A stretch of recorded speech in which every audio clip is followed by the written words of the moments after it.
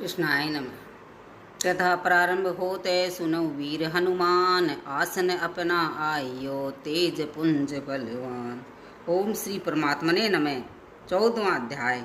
उसके उपरांत श्री कृष्ण भगवान बोले, हे अर्जुन, ज्ञानों में भी अति उत्तम परम ज्ञान को मैं फिर भी तेरे लिए कहूँगा कि जिसको जानकर सब मुनिजन इस संसार से मुक्त होकर परम सिद्धि को प्राप्त हो गए हैं। हे अर्जुन, इस ज्ञान को आश्रय करके अर्थात धारण करके मेरे स्वरूप को प्राप्त हुए पुरुष सृष्टि के आदि में पुण्य उत्पन्न नहीं होते हैं और प्रलय काल में भी व्याकुल नहीं होते हैं, क्योंकि उनकी दृष्टि में मुझ वासुदेव से भिन्न कोई वस्तु ही नहीं है। हे अर्जुन, मेरी महत ब्रह्म रूप प्रकृति अर्थात त्रिगुणमयी माया संपूर्ण भूतों की योनि है, अर्थात गर्भाधान का स्थान है, और मैं उस योनि में चेतन रूप बीज को स्थापन करता हूँ। इस जड़ चेतन के संयोग से सब भूतों की उत्पत्ति होती है। हे अर्जुन, नाना प्रकार की सब योनियों में जितनी मूर्तियाँ अर्थात शरीर हैं उत्पन्न होते हैं, उन सब की त्रिगुणमयी माया तो गर्भ को धारण करने वाली माता है और मैं बीज को स्थापन करने वाला पिता हूँ। हे अर्जुन, सत्वगुण, रजोगुण और तमोगुण ऐसे ये प्रकृति से उत्पन्न हुए तीनों गुण इस अविनाशी जीवात्मा को शरीर में बांधते हैं। हे निष्पाप, उन तीनों गुणों में प्रकाश करने वाला निर्विकार सत्व गुण तो निर्मल होने के कारण सुख की आसक्ति से और ज्ञान की आसक्ति से अर्थात ज्ञान के अभिमान से बांधता है। हे अर्जुन, राग रूप रजोगुण को कामना और आसक्ति से उत्पन्न हुआ जान। वह इस जीवात्मा को कर्मों की और उनके फल की आसक्ति से बांधता है। और हे अर्जुन, सर्वदेहाभिमानियों के मोहने वाले तमोगुण को अज्ञान से उत्पन्न हुआ जान। वह इस जीवात्मा को प्रमाद, आलस्य और निद्रा के द्वारा बांधता है, क्योंकि हे अर्जुन, सत्वगुण सुख में लगाता है और रजोगुण कर्म में लगाता है तथा तमोगुण तो ज्ञान को आच्छादित करके अर्थात ढक्के प्रमाद में भी लगाता है। और हे अर्जुन, रजोगुण और तमोगुण को दबाकर सत्वगुण होता है और अर्थात बढ़ता है तथा रजोगुण और सत्वगुण को दबाकर तमोगुण बढ़ता है। वैसे ही तमोगुण और सत्वगुण को दबाकर रजोगुण बढ़ता है। इसलिए जिस काल में इस देह में तथा अंतःकरण और इंद्रियों में चेतनता और बोध शक्ति उत्पन्न होती है, उस काल में ऐसा जानना चाहिए कि सत्वगुण बढ़ा हुआ है। और हे अर्जुन, रजोगुण के बढ़ने पर लोभ और प्रवृत्ति अर्थात सांसारिक चेष्टा तथा सब प्रकार के कर्मों का स्वार्थ बुद्धि से आरंभ एवं अशांति अर्थात मन की चंचलता और विषय भोगों की लालसा ये सब उत्पन्न होते हैं। तथा हे अर्जुन, तमोगुण के बढ़ने पर अंतःकरण और इंद्रियों में अप्रकाश एवं कर्तव्य कर्मों में अप्रवृत्ति और प्रमाद अर्थात व्यर्थ चेष्टा और निंद्रादि अंतःकरण की मोहिनी वृत्तियाँ ये सब ही उत्पन्न होते हैं। हे अर्जुन, जब ये जीवात्मा सत्व गुण की वृद्धि में मृत्यु को प्राप्त होता है, तब तो उत्तम कर्म करने वाले के मल रहित अर्थात दिव्य स्वर्गादिक लोकों को प्राप्त होता है।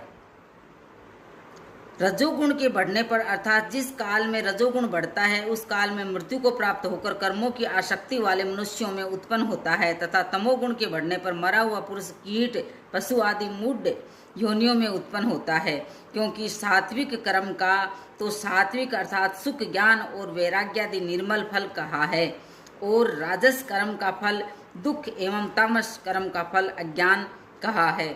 सत्वगुण से ज्ञान उत्पन्न होता है और रजोगुण से निसंदेह लोभ उत्पन्न होता है तथा तमोगुण से प्रमाद और मोह उत्पन्न होते हैं और अज्ञान भी होता है। इसलिए सत्वगुण में स्थित हुए पुरुष स्वर्गादि उच्च लोकों को जाते हैं और रजोगुण में स्थित राजस पुरुष मध्य में अर्थात मनुष्य लोक में ही रहते हैं।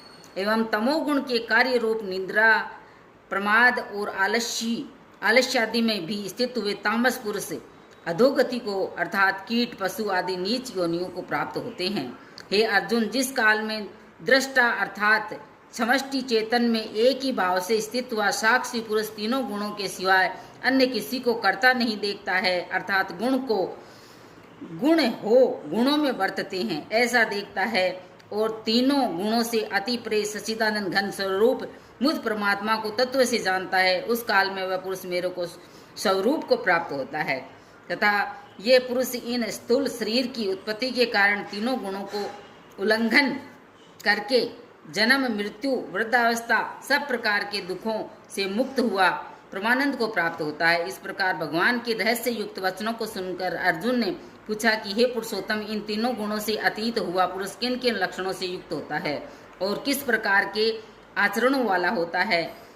हे प्रभु, मुझे किस उपाय से इन तीनों गुणों से अतीत होता है? इस प्रकार अर्जुन के पूछने पर श्री कृष्ण भगवान बोले कि हे अर्जुन, जो पुरुष सत्व गुण के कार्य रूप प्रकाश को और रजोगुण के कार्य रूप प्रवृत्ति को तथा तमोगुण के कार्य रूप मोह को भी न तो प्रवृत्त होने पर बुरा समझता है और न निवृत्त होने पर उनकी आकांक्षा करता है, तथा जो साक्षी के सदस्य स्थित हुआ गुणों के द्वारा विचलित नहीं किया जा सकता और गुण ही गुणों में बरतते हैं, ऐसा समझता हुआ जो सच्चिदानंद घन परमात्मा में एक ही भाव से स्थित रहता है, वह उस स्थिति से चलायमान नहीं होता है।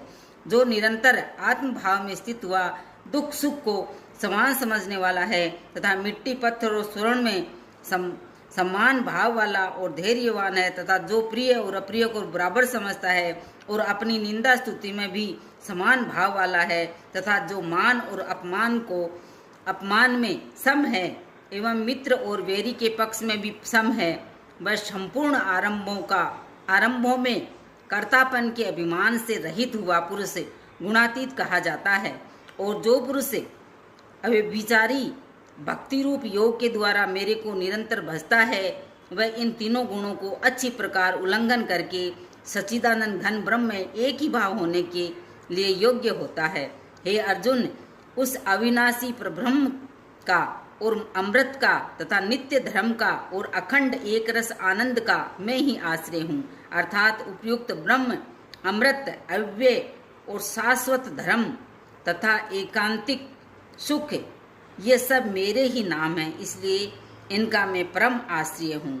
इति श्री भगवत रूपी उपनिषद एवं ब्रह्म विद्या तथा योग शास्त्र विषय श्री कृष्ण और अर्जुन के संवाद में गुणत्रय विभाग योग नामक 14 अध्याय। कथा विसर्जन होते हैं सुनहु वीर हनुमान, आसन अपना जाइए तेज पूज्य बलवान।